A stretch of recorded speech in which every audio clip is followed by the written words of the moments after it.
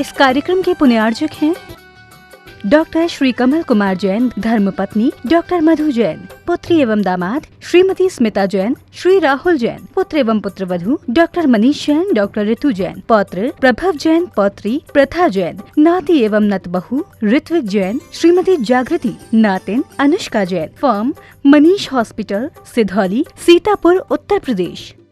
श्री रमेश चंद्र जैन, रूपलता जैन, संस्थान model public school एवं Jain model public school, Palam, Delhi. पुत्र इंजीनियर पीयूष जैन, पुत्रवधू शिखा जैन, पुत्र डॉक्टर चंद्रेश जैन, पुत्री इंजीनियर अंजू जैन, दामाद इंजीनियर अभिषेक जैन, पुत्री इंजीनियर संजू जैन, दामाद इंजीनियर संजीव जैन, पुत्री डॉक्टर हेमा जैन, दामाद डॉक्टर संजीव जैन, पुत्री इंजीनियर रचना जैन, दामाद इंजीनियर अखिल अग्रवाल, पुत्री इंजीनियर सपना जैन, इंजीनियर दामाद प्रांशुल जैन। श्रीमती मैना देवी सेठी, श्री अनिल जी, श्रीमती मीना, श्री सुभाष जी, श्रीमती सुमन, श्री सुशील जी, श्रीमती संध्या, श्रीमती राजुल जी, श्री विनोद जी, दीपक जी, ऋषभ जी, हर्षवर्धन जी, अभिनंदन जी, चहल, देव, युवान, अनिका, अरिहंत, शौर्य, रियान एवं सनाया सेठी, समस्त परिवार, दिल्ली, कोलकाता, बेंगलोर। श्रीमान रूपचंद जी, कमला देवी जैन, श्रीमान दिनेश जी, श्रीमती रेखा जी जैन, श्री दिवेश जैन एवं दिशा जैन, सपरिवार, निवासी व्यावर, प्रवासी मलाड, पश्चिमी मुंबई।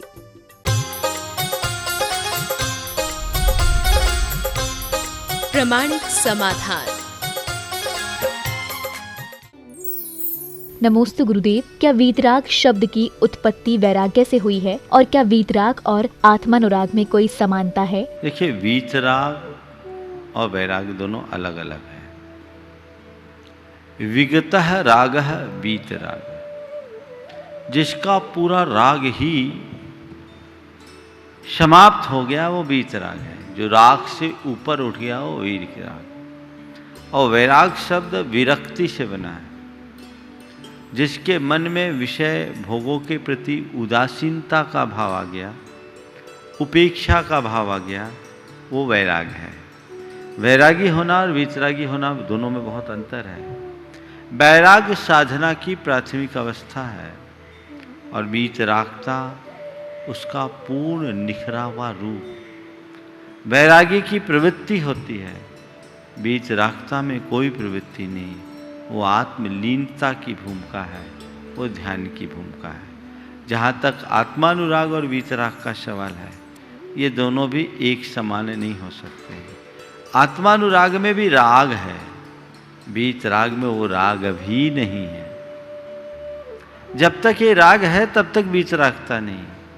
वीतरागता साधना की सर्वोच्च अवस्था का परिणाम। नमोस्तु गुरुदेव, पहले कहावत थी कि नेकी कर दरिया में डाल और अब नेकी कर फोटो खींच और फेसबुक में डाल। तो गुरुदेव, कोई ऐसी युक्ति बताएं जिससे गरीबों की मदद भी हो जाए और उस नेकी की फोटो भी ना डालनी पड़े। देखिए, अच्छे कार्य के लिए मोटिवेशन देने के लिए उसका प्रचार प्रसार बुरा नहीं।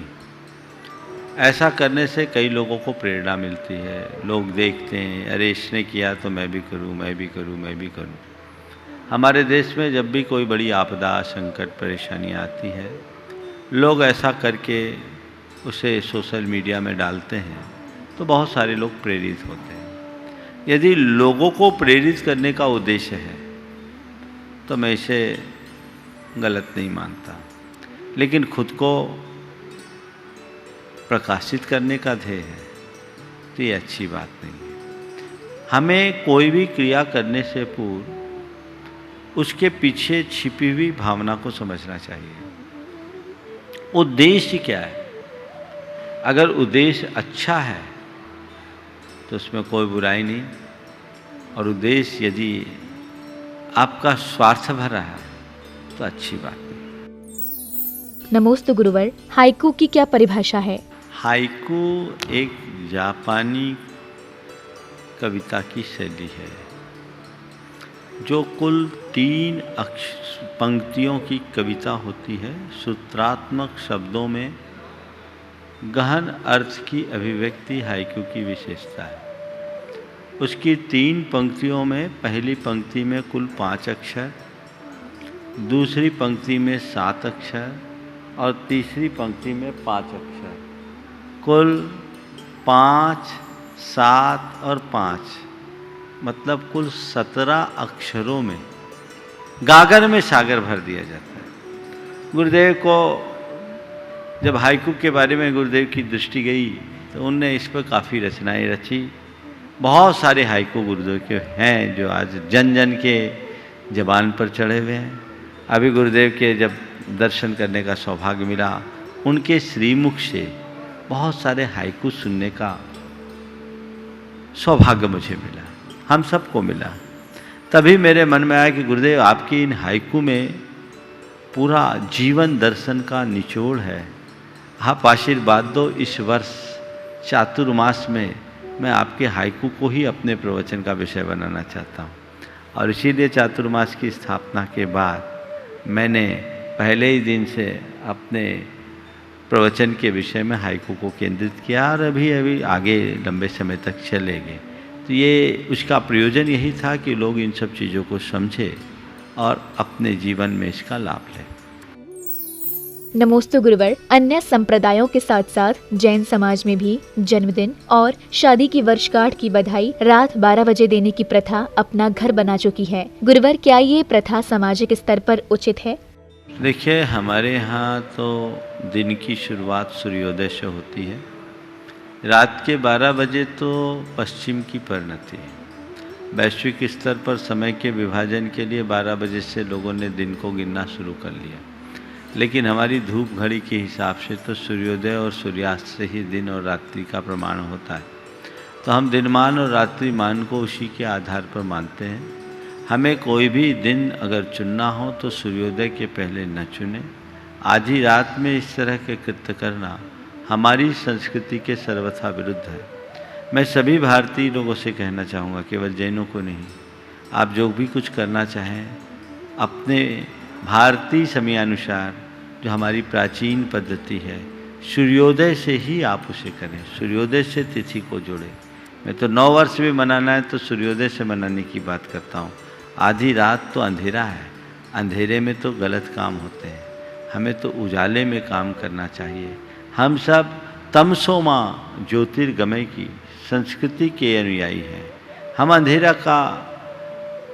अंधेरे की उपासना कभी नहीं करते। हम हमेशा प्रकाश के पुजारी हैं।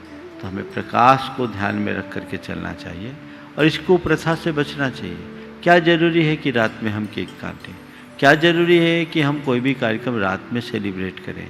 हम दिन में उत्सव मनाएं, दिन में आनंद लें, जिससे कि उसका हमारे जीवन पर दीर्घकालिक प्रभाव पड़े। आपने 12 बजे केक काटा, घंटे भर बाद सो गए। अरे सुबह से उठो, अपनी खुशियाँ मनाओ और पूरे दिन उसको एंजॉय करो, तब उसका सच्चा लाभ और तभी उसका मज़ा है। तो हमें ये दृष्टियाँ आनी चाहिए और लोगों को अपनी संस्कृति पर गर्व होना चाहिए कि नहीं, हम गतानुगतिक नहीं बनेंगे, हम किसी का अनुकरण नहीं करेंगे, हम अपने हिसाब से चलेंगे। यदि ऐसा सोच विचार करके लोग चलना शुरू कर दे तो इसके दूरगामी परिणाम बहुत अच्छे होंगे। फिर हमें किसी से कुछ पूछने और बताने की आवश्यकता नहीं पड़ेगी। हमें ऐसे ही करना है। बल्कि एक सुझाव और, दिन में भी करें और दिन में भी प्रातः काल ही करें, दिन में नहीं। सुबह भगवान की पूजा, उपासना, आराधना से अपने दिन की शुरुआत करें और उसके बाद घर आकर के आप अपने इष्ट मित्र जनों के साथ अपना जो भी ऐसा मांगलिक कार्य है उसे आप संपन्न कराएं। यही सबसे अच्छा तरीका है। नमोस्तु गुरुवर। वर्तमान में तलाक और उसके उपरांत पुनर्विवाह जैसी कुप्रथा बहुत ही तेजी से हमारे समाज में बढ़ रही है। इस संबंध में जैन आगम का क्या मत है? देखिए, तलाक तो भारतीय संस्कृति पर कलंक है। जैन ही नहीं, संपूर्ण भारतीय परंपरा में तलाक को कोई स्थान नहीं है। हमारे यहाँ या तो विवाह है या वैराग्य, तीसरा कोई स्थान नहीं है। अगर विवाह किया है तो जीवन पर्यंत निर्वाह करो और किसी वजह से वैराग्य हुआ है तो तुम निर्वृत्ति का रास्ता लो। वर्तमान में बहुत, जब से पश्चिमी जीवन मूल्य हम पर हावी हुए हैं, तब से इस तरह की प्रवृत्तियां बहुत तेज़ी से बढ़ रही है और अब तलाक तो आम बात हो गई। पति पत्नी को बदलना तो ऐसा हो गया जैसे कपड़े बदल रहे हों। विवाह हुआ नहीं, साल 6 महीने हुए नहीं और तलाक की बातें शुरू हो जाती है, और उसमें भी एक दूसरे के ऊपर आरोप प्रत्यारोप का दौर चलता है, और कानूनी पचड़ों में लोग एक दूसरे के साथ उलझते और उलझाते हैं। ये सब चीज़ें कतई अच्छी नहीं है।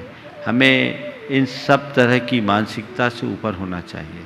विडंबना ये है कि समाज अब इस तरह की बातों में कुछ करने की स्थिति में नहीं है। पहले किसी के यहाँ तलाक की बात सुनने में आती थी तो सभी को आश्चर्य होता था, अब ये आम बनता जा रहा है।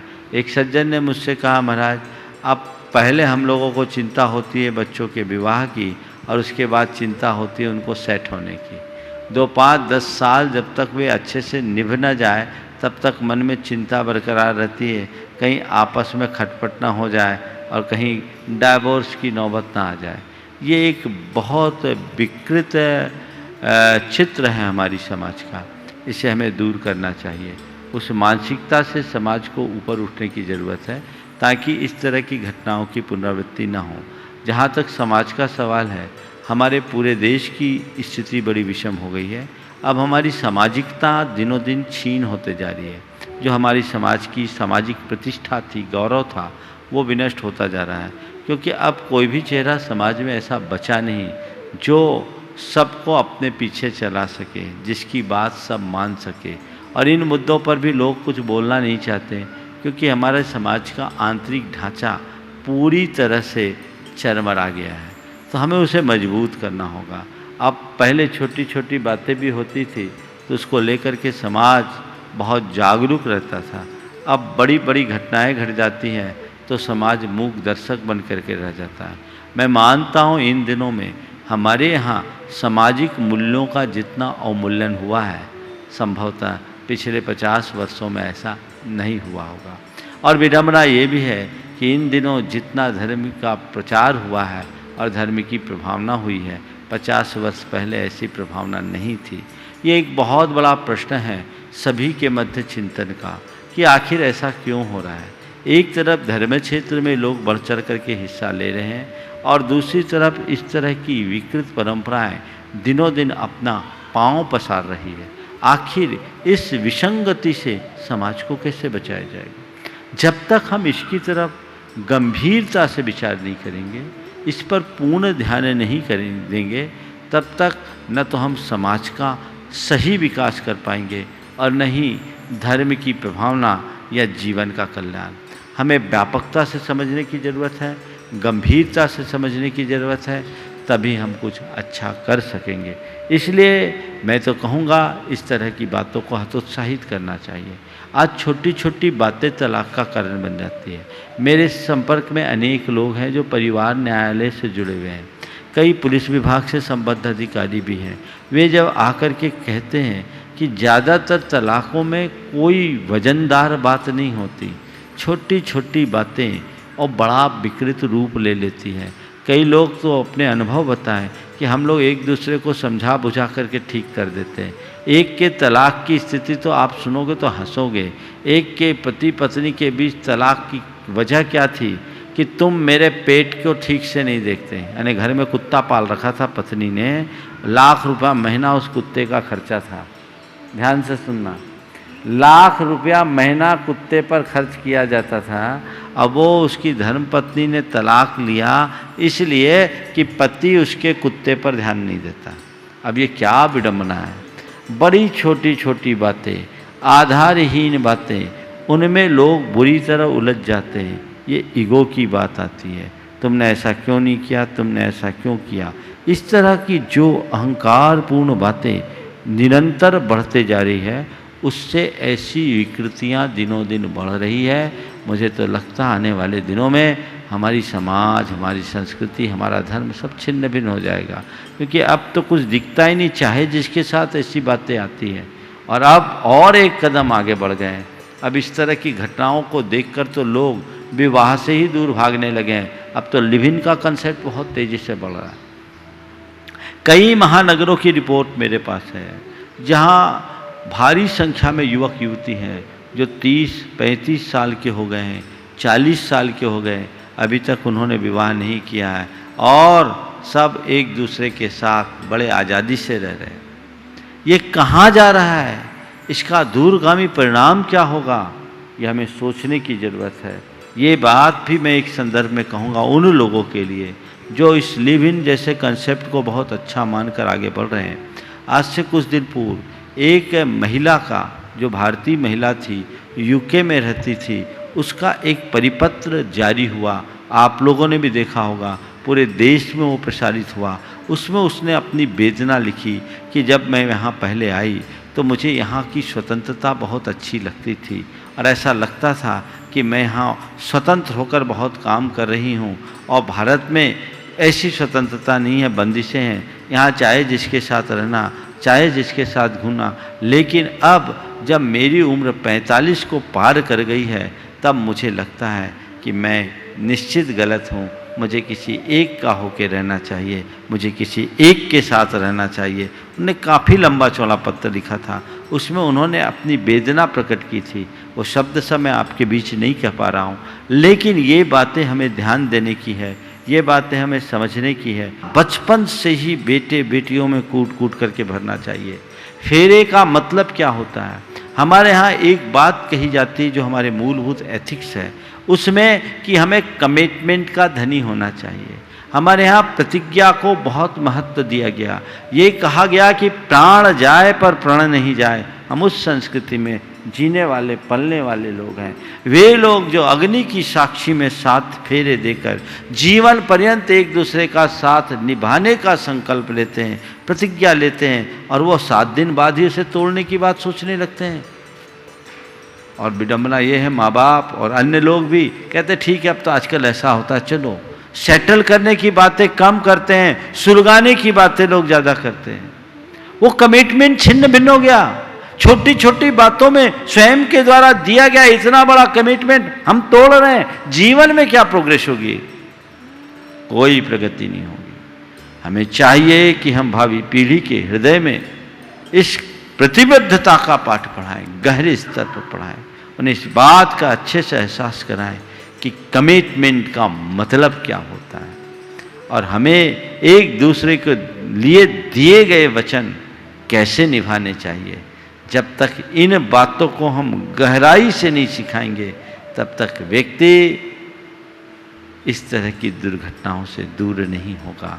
हमें अच्छा पाठ पढ़ाना चाहिए और एक दूसरे के प्रति पूरक और प्रेरक बनने की भावना बन करके जीना चाहिए, भावना रख करके जीना चाहिए, तभी इसका सही लाभ होगा। देखिए, पुनर्विवाह हमारी संस्कृति के विरुद्ध है।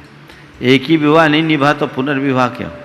मैं तो कहता हूँ विवाह हो या वैराग्य हो, यदि तुम्हें कुछ ऐसा निमित्त लगता है, वैराग्य का रास्ता अपनाओ। ये बीच वाला रास्ता हमारी धर्म और हमारी संस्कृति के अनुकूल नहीं।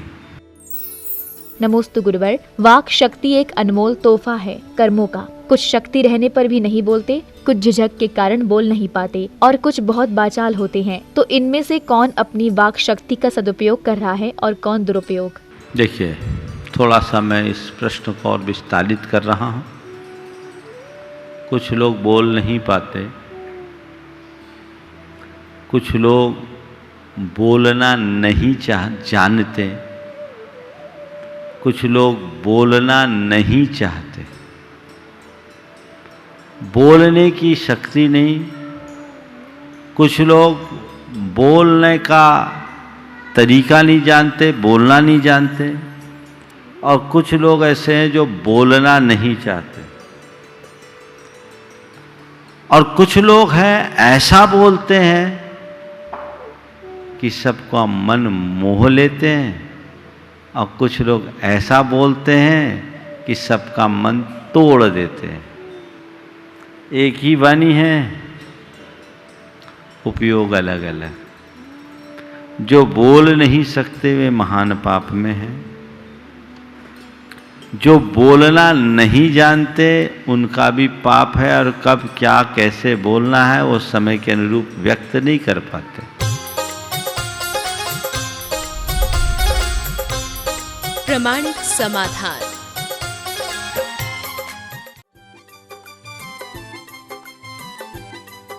इस कार्यक्रम के पुण्यार्जक थे डॉक्टर श्री कमल कुमार जैन, धर्मपत्नी डॉक्टर मधु जैन, पुत्री एवं दामाद श्रीमती स्मिता जैन, श्री राहुल जैन, पुत्र एवं पुत्रवधू डॉक्टर मनीष जैन, डॉक्टर ऋतु जैन, पौत्र प्रभव जैन, पौत्री प्रथा जैन, नाती एवं नतबहू ऋत्विक जैन, श्रीमती जागृति, नातिन अनुष्का जैन, फर्म मनीष हॉस्पिटल, सिधौली, सीतापुर, उत्तर प्रदेश। श्री रमेश चंद जैन, रूपलता जैन, संस्थान मॉडल पब्लिक स्कूल एवं Jain model public school, Palam, Delhi. पुत्र इंजीनियर पीयूष जैन, पुत्रवधू शिखा जैन, पुत्र डॉक्टर चंद्रेश जैन, पुत्री इंजीनियर अंजू जैन, दामाद इंजीनियर अभिषेक जैन, पुत्री इंजीनियर संजू जैन, दामाद इंजीनियर संजीव जैन, पुत्री डॉक्टर हेमा जैन, दामाद डॉक्टर संजीव जैन, पुत्री इंजीनियर रचना जैन, दामाद इंजीनियर अखिल अग्रवाल, पुत्री इंजीनियर सपना जैन, इंजीनियर, दामाद प्रांशुल जैन। श्रीमती मैना देवी सेठी, श्री अनिल जी, श्रीमती मीना, श्री सुभाष जी, श्रीमती सुमन, श्री सुशील जी, श्रीमती संध्या, श्रीमती राजुल जी, श्री विनोद जी, दीपक जी, ऋषभ जी, हर्षवर्धन जी, अभिनंदन जी, चहल, देव, युवान, अनिका, अरिहंत, शौर्य, रियान एवं सनाया सेठी समस्त परिवार, दिल्ली, कोलकाता, बैंगलोर। श्रीमान रूपचंद जी, कमला देवी जैन, श्रीमान दिनेश जी, श्रीमती रेखा जी जैन, श्री दिवेश जैन एवं दिशा जैन, सपरिवार, निवासी व्यावर, प्रवासी मलाड, पश्चिमी मुंबई।